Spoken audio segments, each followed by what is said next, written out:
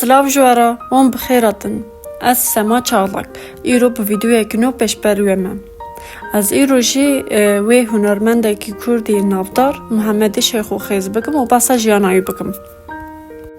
Heke wan amade bin ez ê dest bi xêzkirina weneyê bikim û basa jiyana wî bikim. Hunermendê Kurdî navdar Muhammed Şêxû di sala 1948 da li başûrê Rojavayê li Qamişloyê tê dine. Navê wî rastî Muhammed Salih Şêxmûs e. Di zarokatiya wî de malbata wî koçber dibe û li gundê Xecûkê bicih dibe. Muhammed Şêxû mezinê 11 bira ye. Di salên xwe yên dibistan de Muhammed Şêxû gelek hunermendên Kurd nas dike. Ji bandora wan nêzîkê muzîkê dibe û di sala 1969 da dest bi dengbêjiyê dike. Di wan salan da li Lübnanê ji bo xizmeta hunerê xerç dike û li Beyrûtê 2 sal dersên muzîkê destîne. Başê bi hinek hevalên ji xwe re bi navê Koma Serkeftin komekî muzîkê saz dike. Muhammed Şêxû dema derbasê başûrê Kurdistanê dibe û li vir mîna hozan û şervanan kar dike, tekîliya xwe bi hunermendên Kurdên din re saz dike. Başê diçe Şamê, li vir kaseta xwe ya bi navê Ay Gewrê derdixîne. Lê li vir dewleta Sûriye Muhammed Şêxû rehet nahêle û gelek caran tê binçavkirin. Li ser wî yekê carek din berê xwe dide Iraqê û di nav rafên peşmergeyan da cih dikire. Bi têkçûna serhildana ji başûr rê ew derbasê Rojlat dibe, li Îranê kasetekî tomar dike. Lê Rojlatê Kurdistanê ji bêlî karê xwe yê muzîkê çend sala mamostetiyê jî dike.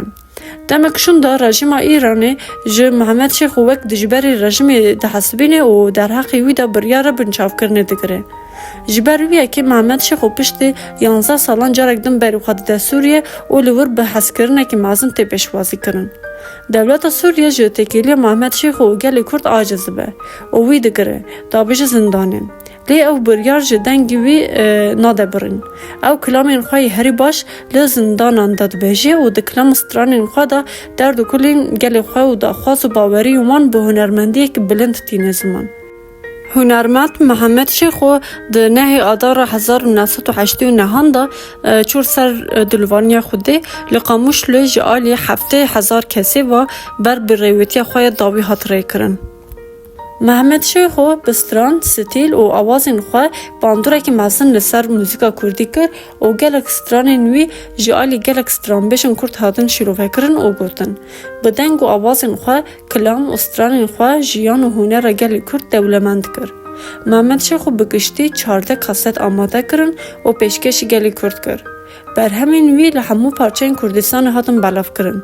Muhammed Şêxû ku yek ji strana wî herî bi nav Aylêgulê ye. Gelek stranên din yê nas û hezkirî bi deng û awazê xwe xist guh û piştî mirina hunermendê mezin, kasetên wî li gelek cîhan ji nû hatin berxistin û bi vî awayî bê mirina wî ya xwe nîşan da. Bele, jiyana Muhammed Şêxû wiha bi weş xwe û weneyê me ji hêdî ber bi xilasbûnê vaye. Hêvî dikim ku li gorî dilê we çêbûbe. Heke hûn berdewamiya vîdeoyên wisa bixwazin hûn dikarin kanala min re bibin abone û vîdeoyê behecibînin û şîrove bikin. Heya vîdeoyekî nû bimînin xêr û xweşiyê de.